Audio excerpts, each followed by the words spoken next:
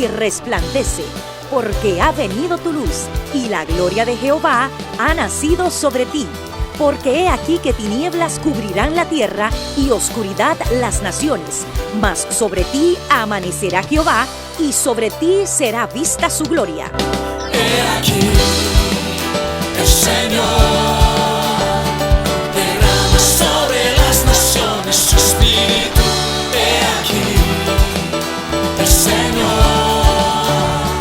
derrama sobre las naciones su espíritu, su gloria, su gloria. Ministerio El Amanecer de la Esperanza presenta su programa Voz de Restauración con el pastor Juan Radamés Fernández. Escucha atentamente la palabra que proviene del mismo corazón del Padre para consolar tu vida.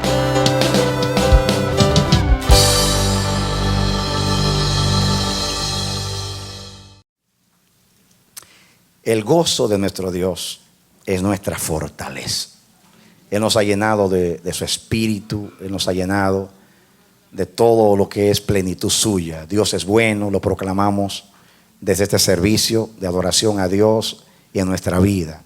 Y en ese espíritu de adoración que reina entre nosotros y esa felicidad que Dios nos da, nosotros quisiéramos bendecir también tu vida en su pacto, en sus promesas, en su fidelidad. Queremos que Dios te bendiga y también que resplandezca la luz de su rostro sobre ti.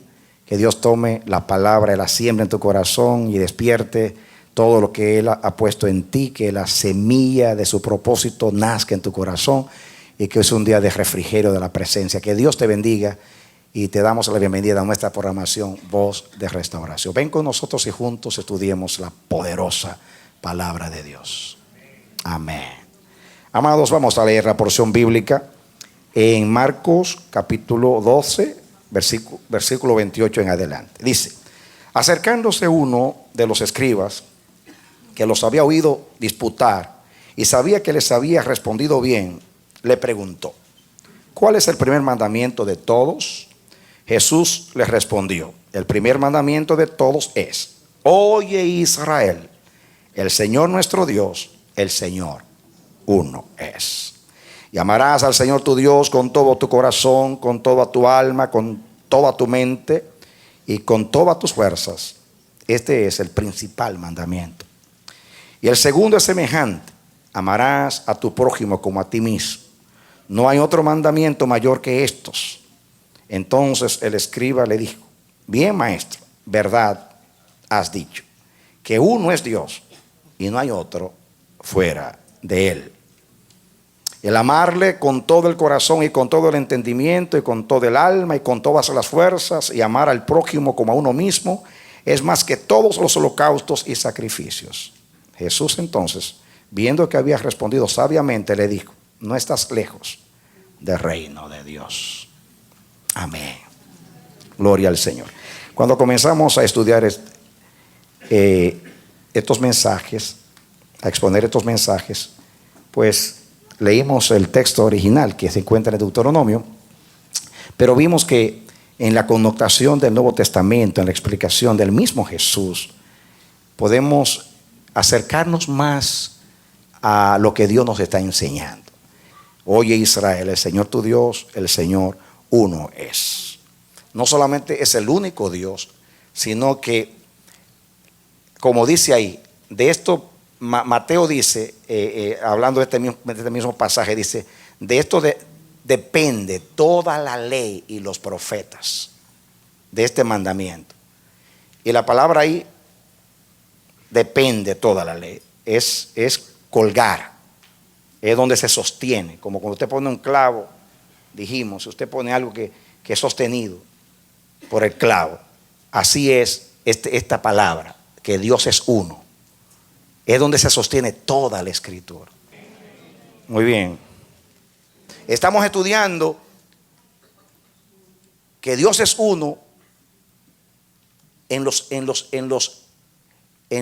las funciones del cuerpo, en los dones espirituales. Estamos estudiando a 1 Corintios 12, 13 y 14. Capítulo 12 completo. Habla Pablo, una exposición gloriosa acerca del cuerpo, de lo que es el cuerpo. Muchos miembros, un solo cuerpo. Vamos allá y entramos hoy a lo que Dios nos quiere decir. Primera de Corintios 12. ¿Lo tienen? Rapidito. Muy bien. Versículo 4, que se hace estos resumen. 4. Ahora bien, hay diversidad de dones, pero el Espíritu es el mismo. ¿Quién reparte los dones? Los 9 dones, ¿quién los reparte? El Espíritu. ¿Y el Espíritu qué es? El mismo, es uno. Pero el Espíritu es el mismo. 5. Hay diversidad de ministerios. ¿Quién imparte los ministerios en la iglesia? Jesús, el Señor. Pero el Señor, ¿qué cosa dice? Es el mismo. Hay diversidad de operaciones, que son funciones.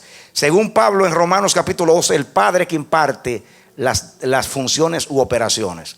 Pero Dios, dice ahí lo dice, que hace todas las cosas, en todos es el mismo.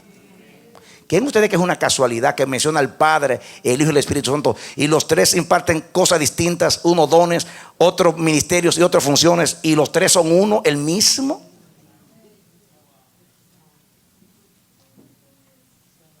Entonces, todo lo que sigue en el capítulo aquí es para decirnos que si los dadores de los dones, ministerios y funciones es uno, entonces los que reciben los dones, operaciones y ministerios deben también ser uno. Amén. Si los que reparten son uno, los que reciben deben ser uno. Es todo lo que Pablo enseña ahí. Y todo lo que habla ahí habla que somos bautizados en un cuerpo, y todo lo que es el cuerpo y los miembros, cómo funciona y cómo dependen los unos de los otros, etcétera, etcétera, etcétera. Capítulo 3 entero habla, pero yo os muestro un camino más excelente, y habla del amor ya como un camino. Pero en el capítulo 14 completo, ahí habla de los dones y cómo deben funcionar los dones en la iglesia. Entonces habla, dice, seguid el amor y procurad los dones espirituales, pero sobre todo que profeticéis. Y entonces habla que el don de profecía es más importante que el don de lenguas, porque que hablen lenguas habla a los hombres, habla a Dios para edificación, pero el que profetiza habla a los hombres. Yo razoné y dije, ¿cuál es más importante? ¿Hablar a Dios o hablar a los hombres? Pues seguro hablar a Dios. Entonces, ¿por qué la profecía es más importante que las lenguas? Si el que habla en lengua está hablando a Dios, y el que habla profecía le está hablando a los hombres. Y Pablo dice que es más importante las profecías. ¿Por qué? Porque Dios todo lo mide en el cuerpo con una vara que se llama edificación.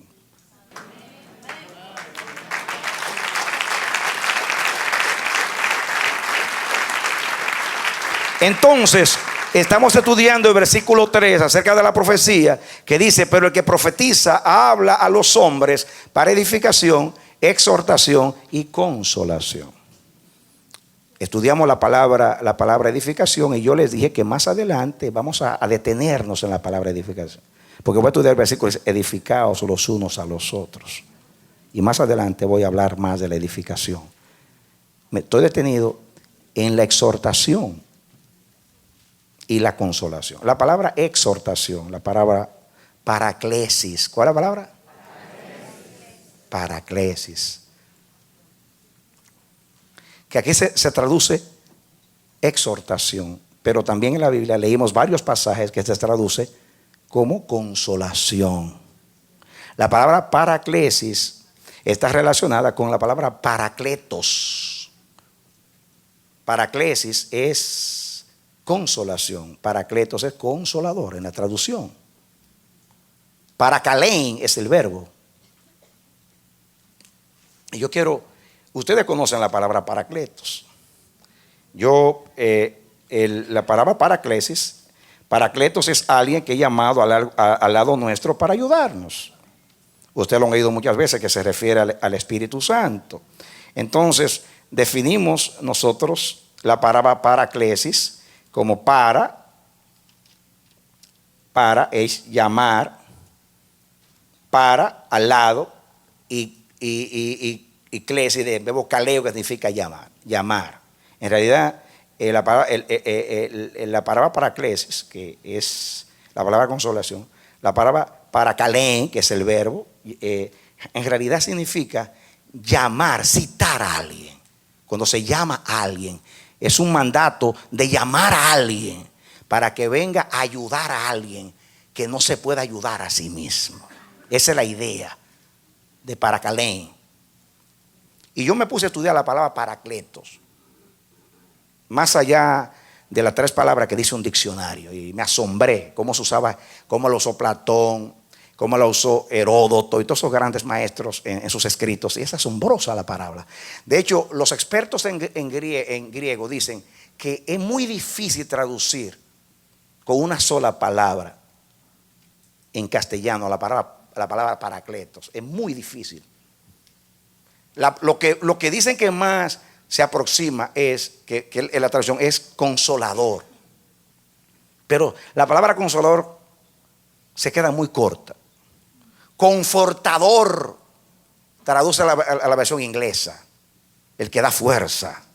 Muchos de los padres de la iglesia lo tradujeron así, consolador, porque creen que es lo que más se acerca. Pero cuando usted estudia la palabra, lo que significa, la connotación de la palabra paracletos, paraclesis, paracalén, que es el verbo, es interesantísimo el significado. Por ejemplo, en las versiones, voy a citar algunas versiones de la Biblia y cómo se traduce. Por ejemplo, en la versión Reina Valera traduce consolador, todos lo sabemos. La versión popular necesita más de una palabra y traduce, me gusta más, dice: pero cuando venga, traduce este versículo de Jesús, de Juan, pero cuando venga el que ayuda y anima, que yo voy a mandar de parte del Padre. ¿Quién es? El que ayuda y anima. Porque con una sola palabra, ayuda, no es suficiente. Esta versión se acerca un poquito más. Cuando venga el que anima, el que ayuda y anima. La versión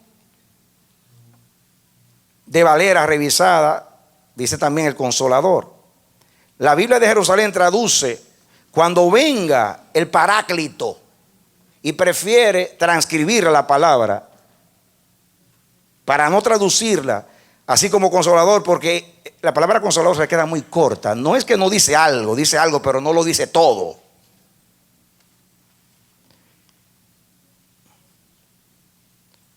Hay otras versiones que traducen el abogado, porque ustedes saben que primera de Juan dice: si pecamos, abogado tenemos, y usa la palabra paracletos, que ahora se aplica a Jesús. Muy bien, pero fíjense, voy a decir así brevemente los usos. Uno de las traducciones, ese término se usaba ahí pensando en abogado, como un asistente legal. Y era generalmente un amigo. El abogado era un amigo. Esa palabra es muy importante. No solamente era un abogado, un abogado amigo que te conocía y sabía que tú eras incapaz de defenderte delante del juez. Y él iba a defenderte delante del juez para tratar de convencer al juez de que tú eres inocente y que tú tienes que ser absuelto. Pero era un amigo. Es un paracletos. Pero se usaba la palabra paracletos, mis hermanos, se usaba también se usaba para estimular a las personas. De ahí viene la palabra alentar, para motivar, incentivar a una persona para lograr las cosas más nobles, más elevadas. Pero la palabra, lo que quiere decir etimológicamente es llamar a alguien para que venga a ayudar. A alguien que no puede hacer nada por sí mismo, que no se puede ayudar, que no se puede auxiliar a sí mismo. Eso es lo que ese es uno de los significados de esa palabra. Como dije, mandar, citar. Ahora, una cosa que me llama mucho la atención a mí, la palabra se traduce, como lo hemos estudiado en varios textos, exhortar, porque esa palabra significa urgir a una persona. Como dije yo, exhortar es tratar de motivar a una persona, ayudarlos a tomar un camino de conducta que es correcto. Por ahí se traduce exhortar, urgir a una persona a actuar de cierta manera. Y por eso dice que el Espíritu Santo vino a guiarnos a toda verdad, a conducirnos por el camino. Amén. ¿Y cómo lo hace? Exhortándonos, estimulándonos al amor y a las buenas obras constantemente. Amén. Amén. Muy bien. Ahora, una cosa que me llamó mucho la atención en el estudio de esta palabra es que esta palabra se usaba en el momento de la guerra. Escuchen esto, que es interesante. Se usaba, y así hay muchos escritores griegos, yo tengo aquí unas cuantas citas, pero no me voy a detener con eso, de grandes autores griegos que hablan, que cómo usan esta palabra. Se usaba cuando había una batalla y los dos ejércitos estaban frente a frente. Ustedes lo han visto en películas y también en la Biblia, que el capitán en jefe, cuando había una guerra, siempre le decía el último discurso de estímulo a sus tropas para que pelearan. Todo el mundo, por valiente que sea, por experto que sea, siempre iba temblando a una guerra. Temblando. ¿Quién nos amedrentaba al mirar ahí? Miles y miles, hasta millones a veces de personas. Y muchas veces aquel ejército más numeroso que nosotros, o tiene mejor armamentos. Entonces era normal que estaban los ejércitos ahí, todo el mundo esperando el momento de ¡ahora! O cuando toca la trompeta y se da la señal para pelear. Estaban todos llenos de ansiedad. Generalmente el rey o el capitán da una palabra de estímulo a los soldados. Yo recuerdo cuando Napoleón, esto me viene aquí porque se me quedaron algunas cosas que estudié de historia. Cuando Napoleón Bonaparte salía para la primera conquista, que fue Italia, él se paró frente a su ejército y dijo: soldados franceses, estáis desnudos y mal alimentados. El gobierno os debe mucho, pero no puede daros nada. Pero los esfuerzos hechos en esta batalla serán tomados en cuenta. Os llevaré a las partes más gloriosas de la tierra y les daré riquezas, honor y fama. Soldados franceses, ¿os faltará acaso valor o constancia? ¡Ah! ¡A pelear! Eso es Paracletos.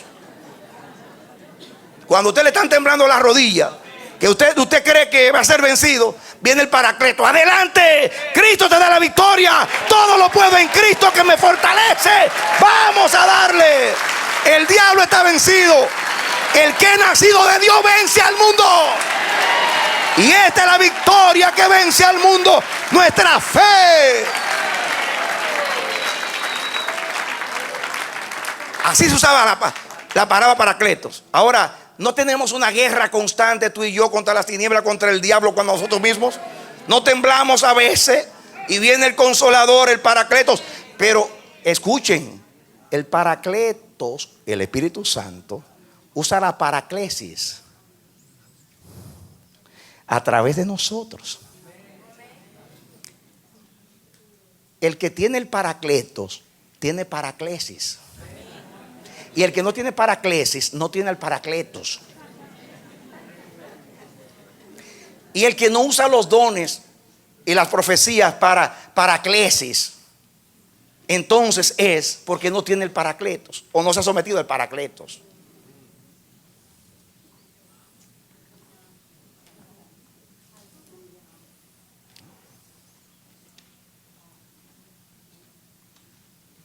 ¡Qué glorioso! En la Biblia tenemos muchos ejemplos como estos frente a la batalla. Cuando Josafat no podía con ese ejército, estaba temblando, vino el profeta y le dijo: Vino, se levantó un profeta y dijo: crean a los profetas, crean a Jehová, y no seréis avergonzados. Y tomaron todos ánimo. Y eso es lo que significa Paracletos: arengar, dando aliento y fuerza para que se vaya la cobardía, el miedo, el temor, la aprensión. Como el libro de los Hechos de los Apóstoles, capítulo 4, que vinieron y amedrentaron a los apóstoles, lo azotaron y les dijeron: no hablen más en ese nombre, sino ya saben lo que viene. Y los amenazaron, y se reunieron todos y comenzaron a orar: Señor, mira sus amenazas y concede a tus siervos que hablen tu palabra. Y cuando oraron unánime, ¿cómo oraron? Unánimes. Y cuando hay unanimidad, allí envía Jehová su bendición y vida eterna. Amén.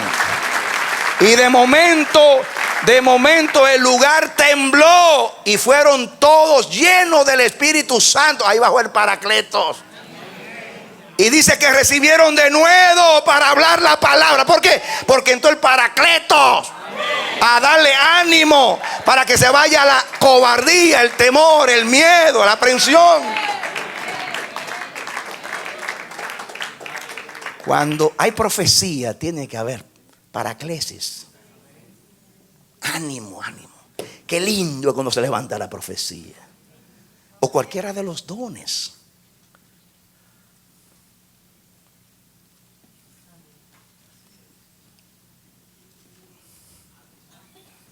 Para animar a los hermanos, para dar ánimo a los hermanos, para exhortar. Por eso se traduce exhortar.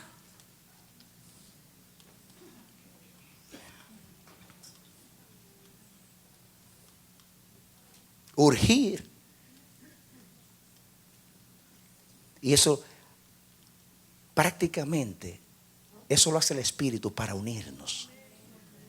Porque los dones hacen ver que yo, por mí mismo, no puedo hacerlo todo. Y que yo necesito a todos.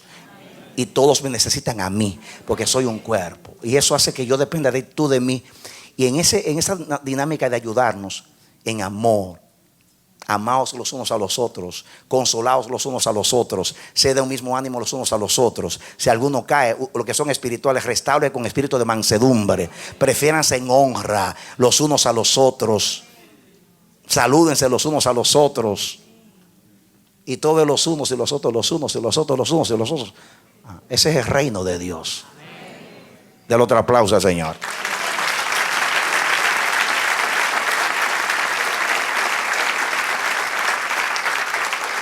Qué glorioso es cuando usted va en un barco que se va a hundir. Usted tiene a alguien, usted tiene un Paracletos. O tiene un siervo del Paracletos que tiene paraclesis, como Saulo, cuando iba en ese barco con más de 200 personas que tenían 14 días sin comer y se encomendaron a la muerte. Estaban tristes, abatidos, deprimidos, diciendo: ya no hay salvación.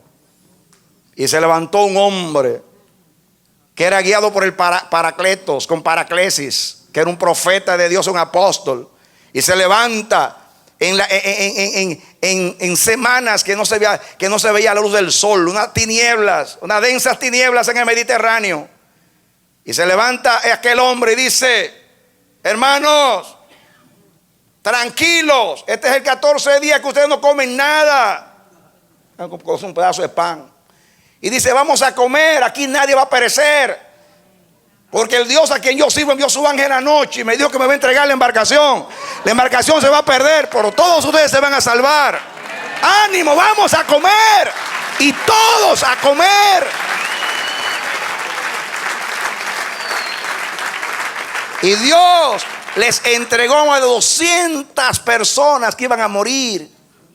Y se salvaron porque Pablo iba en la embarcación. Dice que el capitán Julio, por salvar a Pablo, no tomó decisión de matar a todos los presos. Y yo digo: y Dios, porque no muriera Julio, porque Pablo iba ahí. A través de Pablo salvó a todo el mundo. Denle un aplauso al Señor. Amén. Porque Pablo no podía morir, porque no era su hora de morir. Y usted es inmortal hasta que tenga algo que hacer para Dios. Amén. Pero qué glorioso es estar con hermanos que tienen ese don del Espíritu Santo. Ahora gente que todo lo que ve es oscuridad, hermanos, todo lo que ve es condenación. Y usan los dones para maldecir, para condenar, para desanimar. Qué terrible es aquello. Eso no se parece. Eso no une, eso divide.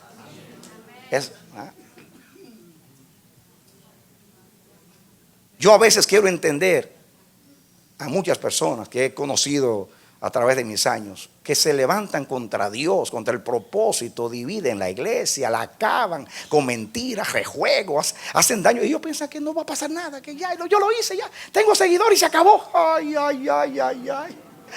Ay, no conocen a Dios. No conocen a Dios. Quien que lastime el cuerpo se va a quedar así riéndose. Ay, no, mis hermanos. No. Eso como meterle el dedo a la niña de sus ojos. Seguro que no van a estar bien, mis hermanos. Hay que decir, perdónalos. No saben lo que hacen. Mis hermanos, esta palabra lo leímos en la Biblia, tiene las dos connotaciones. Leímos algunos incidentes muy lindos de esa palabra, porque se usa como ruego, se usa como exhortar. Pero qué riqueza tiene esa palabra.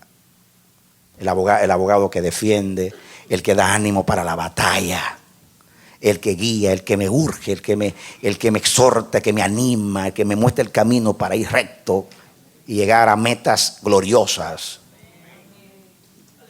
Y todo eso es lo que hace el don de Dios, y debe hacer el don de Dios en nuestra vida.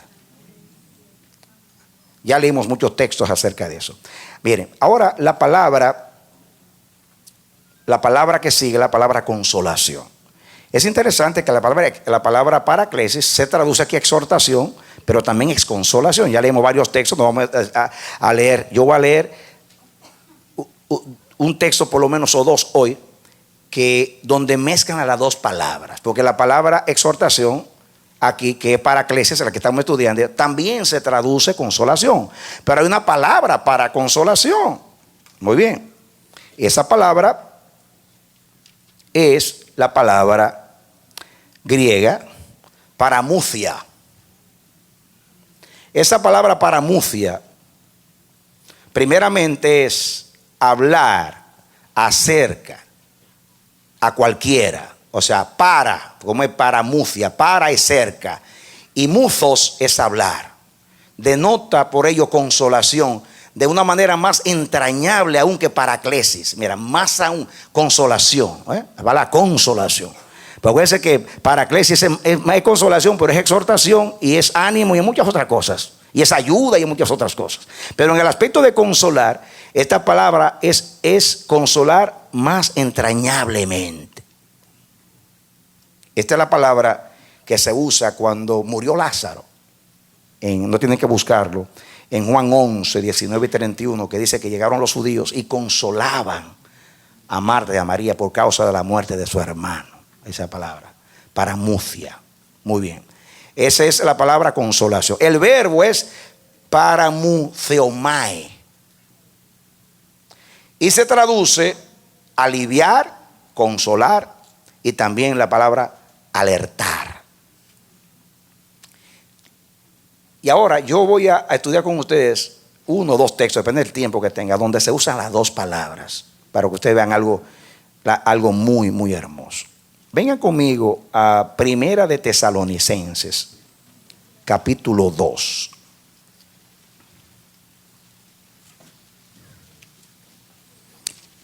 Y me estoy deteniendo en estas palabras, porque estas tres palabras, aunque se está aludiendo al ministerio profético, también se aplica a todos los demás dones, a las operaciones del Espíritu, a los ministerios. ¿Por qué? Porque leímos que Pablo usa la palabra provecho un montón de veces. Para provecho, para provecho, para provecho, para provecho, para edificación, para provecho. Muy bien. Lo tienen. Primera Tesalonicenses 2:11.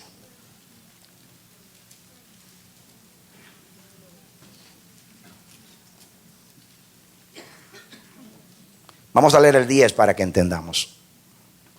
Vosotros sois testigos, y Dios también, de cuán santa, justa e irreprensiblemente nos comportamos con vosotros los creyentes. Está hablando Pablo a los tesalonicenses.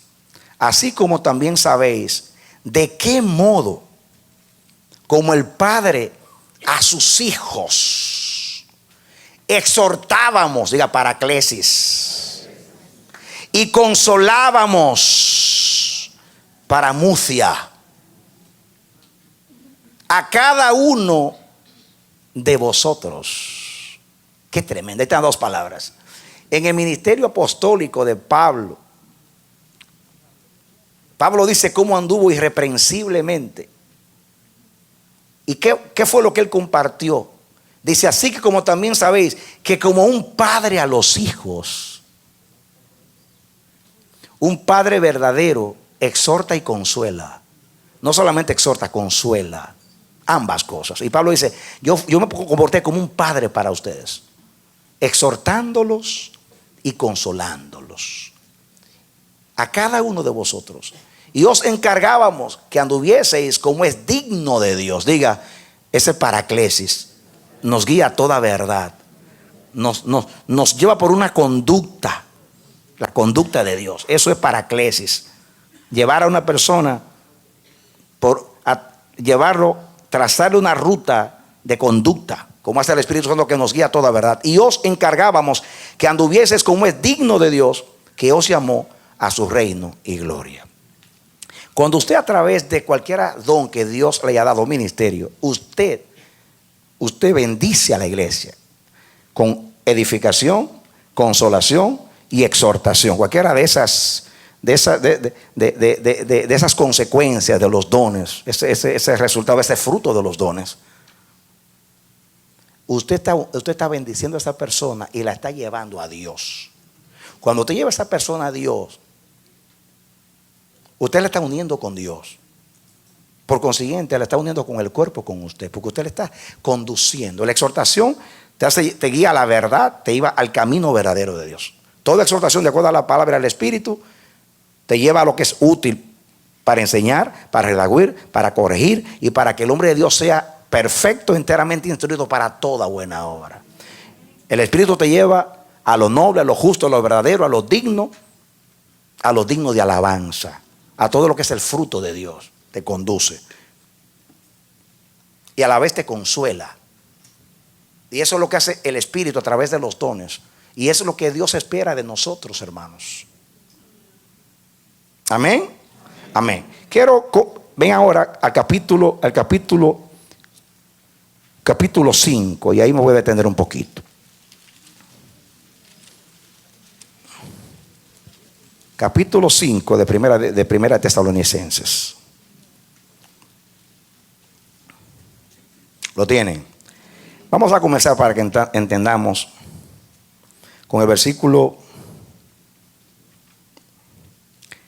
12. Os rogamos, hermanos, que reconozcáis a los que trabajan entre vosotros y os presiden el Señor y os amonestan.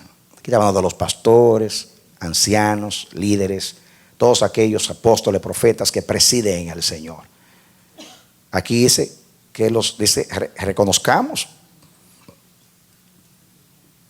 en el Señor, que los traten con honra,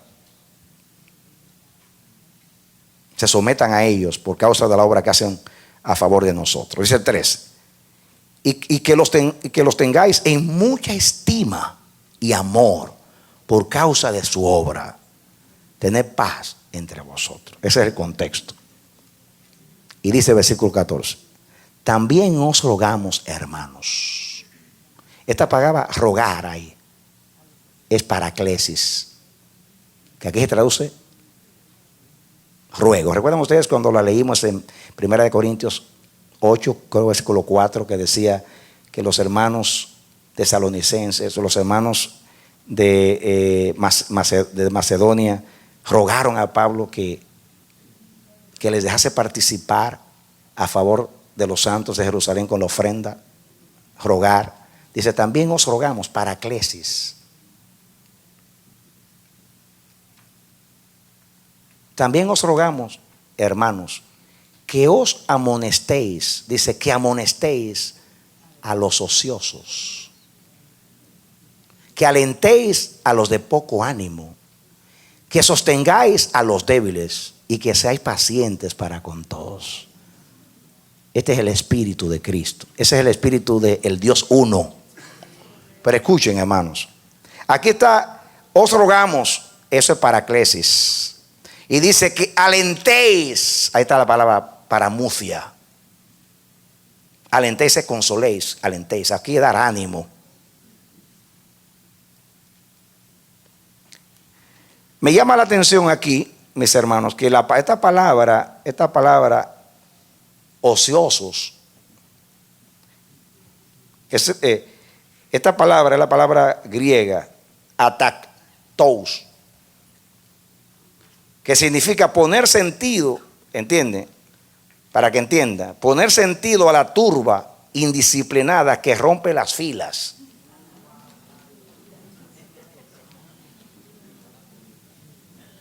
Poner sentido a la turba indisciplinada que rompe las filas. Etimológicamente, esta palabra es atactus. Entonces, a es privativo, que significa no, o negativo, sin. Entonces, la otra palabra es tactos, o que viene de tazo, que significa mantener un orden militar. En otras palabras, meter en el orden a los desordenados.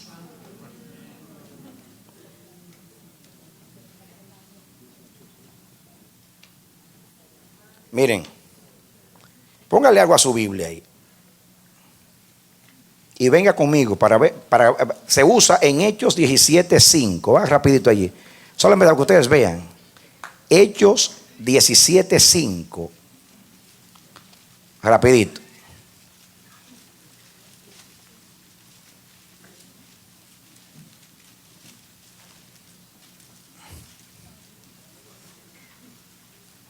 Dice aquí, entonces los judíos que no creían, teniendo celos, tomaron consigo algunos ociosos, esa es la palabra ahí, hombres malos, y juntando una turba, alborotaron la ciudad y asaltando la casa de Jasón, procuraban sacarlos al pueblo. Pero no hallándolos, trajeron a Jasón y algunos hermanos ante las autoridades de la ciudad y gritando, estos que trastornan el mundo entero también han venido acá. Esa es la turba, ociosos, juntaron allí, desordenados. ¿Qué hicieron? Eso es lo que significa la palabra. Es un reto para nosotros meter en el orden a los ociosos. Alguien dijo que una mente ociosa es un taller de Satanás. Y eso es lo que hacen los ociosos. Son revoltosos, rebeldes, hacen turbas, hacen grupos, ponen bombas, como los terroristas. ¿Ustedes no lo han visto? Supiste que fulana vino a las 3 de la mañana y eso que es cristiana.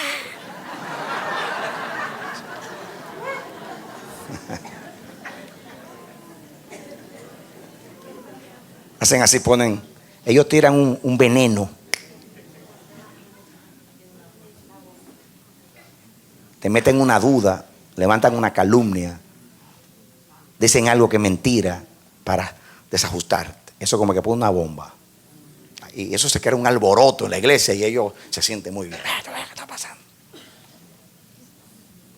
Esos son los desordenados. Ven los ociosos, la turba que hicieron ahí, así mismo. Como dicen en Puerto Rico, que era un jebulú. Sí, sí. Son revoltosos.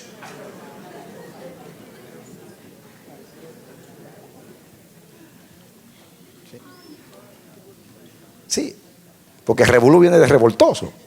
Revolú.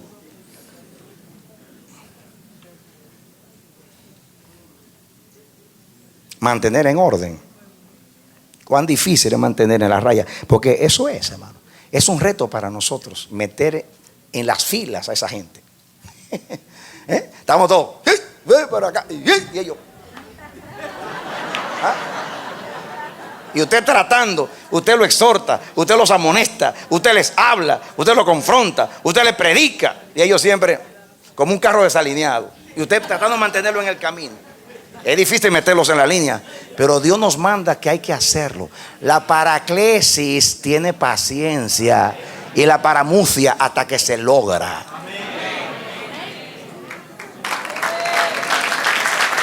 Amén. Y escúchenme, si son del cuerpo de Cristo, ellos tarde o temprano se van a meter en la línea. Y si no, van a seguir el rumbo del infierno, porque no son de aquí o no son de Dios.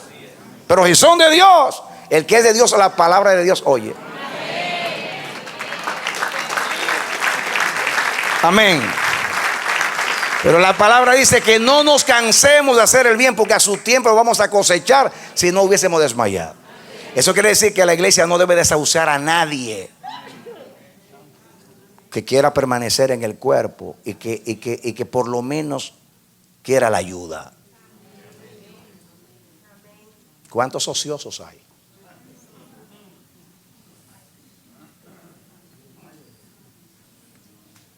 Me gusta eso. Poner sentido a la turba indisciplinada que rompe las filas. ¿Eso qué significa?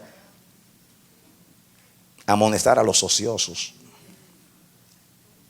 Dice aquí que alentéis a los de poco ánimo. Ahí está la palabra paramucia, alentar.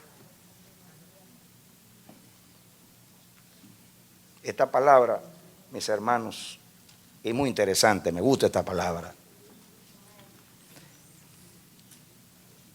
Esta palabra se traduce a los de poco ánimo. Es la palabra griega oligosukos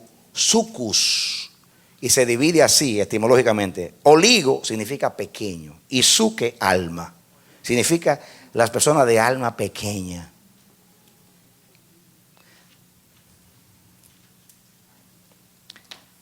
Ellos no tienen pulmones, tienen tráqueas. Tienen pulmoncitos. Usted sabe que el aire se almacena ahí. Ellos no tienen aire, son pequeñas almas. Tienen poquito aliento, poca respiración. Son asmáticos espirituales. Siempre se están ahogando. El tanque de oxígeno. Y ahí viene la iglesia restauradora con los tanques de oxígeno a dar respiración boca a boca. El oxígeno. Es que es el trabajo de una iglesia saludable. Restaurar. Pero que usted lo que siente es arremeter, saquen ese flojo de acá. Ojalá que ya no respire. Tiene poca alma. No, es miembro del cuerpo. Es parte de la unicidad. Fue llamado, es elegido y es fiel por la gracia de Cristo. La paramucia. Hay que alentar a los que tienen almas pequeñas. Este es el Espíritu de Cristo. Es el propósito de los dones.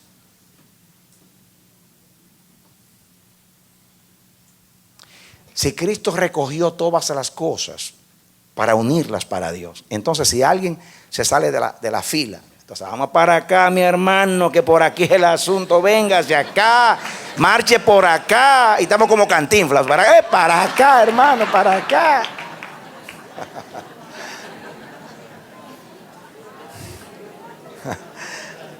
Ustedes se ríen, pero espiritualmente es así. Todo el mundo está por acá y ellos están por allá, perdidos en otras cosas. Los ociosos, son desordenados.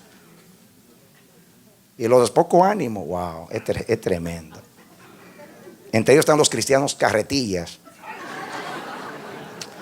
que hay que llevar unas carretillas Y si usted dice, ay, espérame ahí que tengo que hacer algo, y usted se va, usted llega 6 meses después, ¿y qué pasó? Bueno, nadie me llevó. Tú te fuiste y me dejaste acá. Desde que tú dejaste de venir a buscarme en el auto, nadie ha venido acá. Usted llamó a alguien. No, yo no me va a nadie. Pensaba que tú ibas a regresar a buscarme. Pero por eso hace 6 meses que no voy a la iglesia. Ay, hermano, déjame llevarte. Y usted lo lleva hasta acá. Pero mira, yo vuelvo. Y usted vuelve 6 meses después, están ellos ahí mismo. Esos son de poca alma. No se le ocurre caminar, llamar a alguien, qué sé yo, recoger botellas para el taxi. No sé. No se le ocurre nada. Poca alma. Están siempre desinflados. No tienen aire. Pero para eso está la paraclesis. Para ahí hacer como el ejército. Hermano, muévase, adelante, deje la flojera. Usted no recibió un espíritu de cobardía ni de desánimo, sino de ánimo. Amén. Aliéntese su corazón, espere en Jehová. Gloria a Dios. Para eso existe la iglesia, para que nos animemos los unos a los otros. No deje morir al pobre hermano porque no tiene oxígeno. Usted se dan cuenta cómo es el mundo cuando hay un accidente. Yo me quedo pasmado. Usted ve un accidente, un terremoto como Haití, y el mundo entero allá. El mundo entero allá, y la gente dando su tiempo y ayudando y mandando dinero. Los impíos. Espiritualmente pasa un desastre en la iglesia. Y Jesús dijo que los hijos de las tinieblas son más sagaces que los hijos de la luz. Ahora me paro yo frente al ejército de Cristo y les digo, hermanos, nuestro comandante en jefe dio su vida hasta la muerte para ganar la victoria. El diablo está vencido. Amén.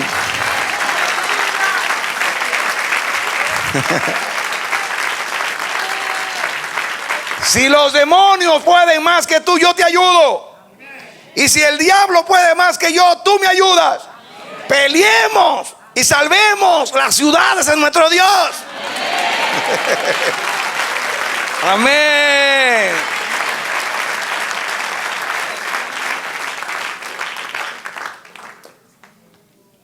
Pero cuando vemos a un revoltoso, un ocioso, lo que estamos deseando es que se vaya. Que nos deje en paz ya este loco, que se vaya de aquí. Déjalo, que es un desahuciado. Y si es de poco aliento, ¿qué no van a ser tan flojo? No, mis hermanos, eso la palabra dice otra cosa. Dice aquí, también os rogamos, es un ruego, paraclesis. Paraclesis ruega. ¿Han escuchado, han leído a Romanos capítulo 8, que dice, hemos de orar como conviene? No lo sabemos, pero el Espíritu gime por nosotros con gemidos indecibles. Dice que el Espíritu Santo nos ayuda. Dice, a ver. ¿Cómo dice? ¿Nos ayuda? Nos ayuda a orar con gemidos indecibles. Ese es el Paracletos. También os rogamos, hermanos, que amonestéis a los ociosos, que alentéis a los de poco ánimo, que sostengáis a los débiles. Miren, ese aquí, pobreza de alma, es los desalentados, desanimados, los pusilánimes. Que sostengáis a los débiles. Eso es sostenerlos con firmeza, asirse a ellos y no dejarlos hasta que se levanten. Amén. Aunque usted, como alguien está ahogando, usted se tira encima de la persona y le da por la cabeza y lo saca del agua, y sosténgalo ahí, no lo deje hasta que no lo saque del agua. Sosténgalo ahí, sosténgalo. No importa que se le quiebre el brazo ahí, los años sosteniendo al hermano, sosténgalo en la oración, en la oración, en la oración, en la oración. Orad sin desmayar. No le demos tregua a Dios hasta que no venga a ayudar a esa pobre vida a sostener a la persona. Qué lindo decir, tengo 35 años sosteniéndote en oración, hermano. 35 años sosteniéndote en oración, ahí, orando por ti, sosteniendo a los débiles, ahí, sosteniendo al hermano débil. Tremendo eso. Que sostener. Yo recuerdo al principio de nuestro ministerio un hermano que tenía problemas con la pornografía. Trabajaba en Manhattan. En aquellos días ganaba, yo estaba hablando de 25 años atrás, ganaba $400 a la semana.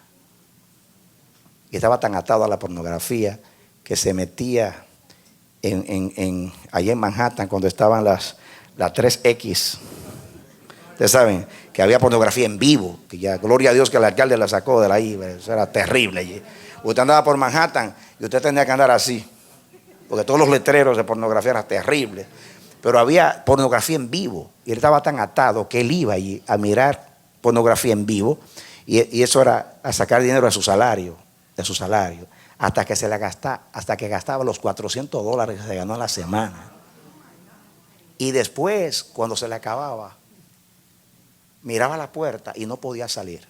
Y llorando llamaba a la esposa: ven, por favor, sácame de aquí. Porque no podía traspasar la puerta para salir. Tenía que correr a Manhattan, tomarlo y sacarlo para llevarlo. Sin dinero, después de una semana de trabajo. Y después venía a llorar donde mí. Ay, cuántos años cargué yo a ese hermano. Venía a llorar: perdóneme, pastor. Véngase aquí, llore ahí. Para adelante, mi hermano. Ahí. ¿Sabe por qué me conmoví ahí? Lo menciono. Porque venía y confesaba su batalla. Pero hay gente que hace todo, como dicen en Puerto Rico, con traqueteos, tapujos escondidos, todas las cosas escondidas ahí. Hermano, pida ayuda. Llame al 911. No sea orgulloso, sea humilde. Diga: necesito ayuda, hermano, ven. Sosténme, ayúdame, cárgame, te necesito. Somos el cuerpo de Cristo.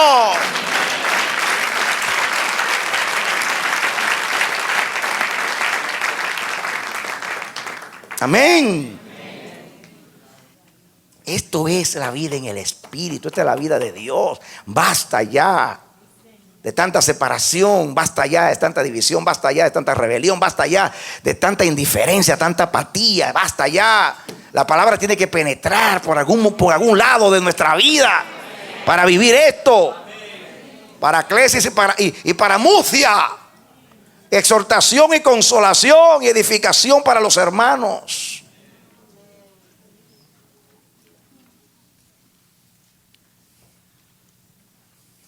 Miren, oye Israel, el Señor tu Dios, el Señor uno es. Y dice: amarás al Señor tu Dios con todo tu corazón. Y dice: con toda tu mente, con toda tu fuerza, con toda tu alma. Y a tu prójimo como a ti mismo. Y eso es lo que sigue después que dice que Dios es uno. Entonces, si eso es lo que sigue, que hay que oír, está relacionado a amar a Dios, amar al prójimo, entonces esto tiene una connotación grande que la vamos a estudiar después cuando hablemos del amor, para que vean cómo el amor entra. ¿Por qué el amor es tan importante? Porque si Dios nos hizo a su imagen y Dios es amor, entonces fuimos creados en amor, para amor y con amor. Entonces el amor es la señal. En esto conocerán los hombres que ustedes son mis discípulos. Y no es tanto porque nos parecemos a Dios, aunque eso es importante. Porque el mundo a veces, como no conoce a Dios, no sabe si nos parecemos a Dios. Pero el mundo dice: estos son distintos. Si esta gente llegaron a ser así, es porque hay un poder más grande que el mundo que está ejerciendo su influencia sobre ellos. Y el mundo dice: yo quiero probar qué es lo que hay ahí, porque esto no es común. Porque ellos son uno. ¿Saben ustedes, en el circo romano, cuando dejaban a esas fieras hambrientas por semanas. Y cuando un espectáculo en el circo romano y sacaban a los cristianos, venían ahí viejitos y niños en los brazos y mujeres. Y venían, por ejemplo, decir 150 que habían apresado, los traían ahí al circo. Y cuando estaban ellos ahí, soltaban esas fieras hambrientas, hermanos, semanas sin comer. Y veían esa carne fresca, se lanzaban contra ellos. Y ellos, dice los historiadores, que se apretujaban como gavillas. Y un león no se podía comer a uno solo, comía el brazo de uno, la pierna del otro, la cabeza de otro, y ellos morían ahí todos juntos. Y todo se llamaba de sangre la arena. Y ellos cantaban una canción de Apocalipsis que dice: al que nos amó y al que nos redimió de nuestros pecados con su sangre, a él ofrendamos nuestras vidas.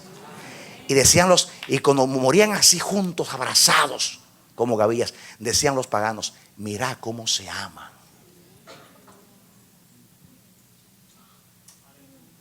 Aún muertos morían abrazados. Oye, iglesia, el Señor tu Dios, el Señor uno es. Vivían juntos y morían juntos.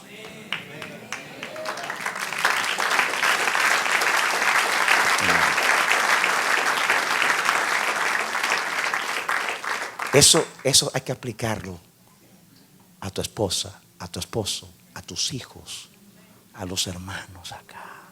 Detente un poquito para dar un abrazo, para dar una palmada de ánimo, para ayudar. No seas vencido de lo malo, vence con el bien y el mal. Si el hermano no te saluda, ve a saludar. A ese que más tú debes saludar. El que habló de ti, a ese que tú tienes que ir a abrazar, ese que más necesita, que el diablo lo quiere separar de mí y es mi hermano, carne de mi carne y hueso de mis huesos, es uno conmigo y uno con Dios, es mi hermano, vamos a fusionarnos.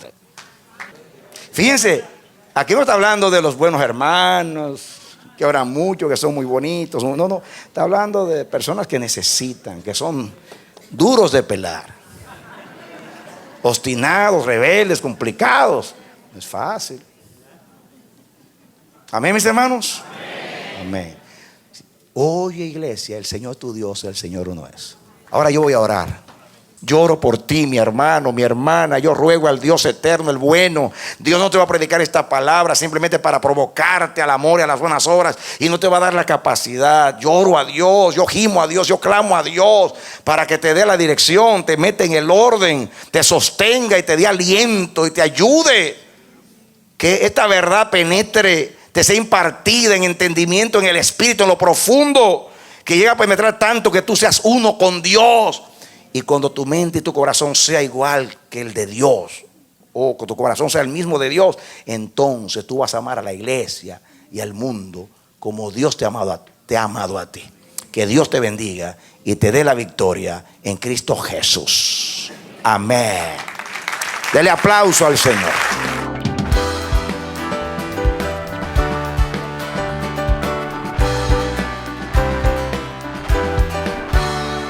Ha sido su programa Voz de Restauración. Si desea comunicarse con nosotros, escríbanos al P.O. Box 70, Bronx, New York 10473, o visita nuestra página web www.elamanecer.org. Nos despedimos hasta la próxima. Que Dios te bendiga.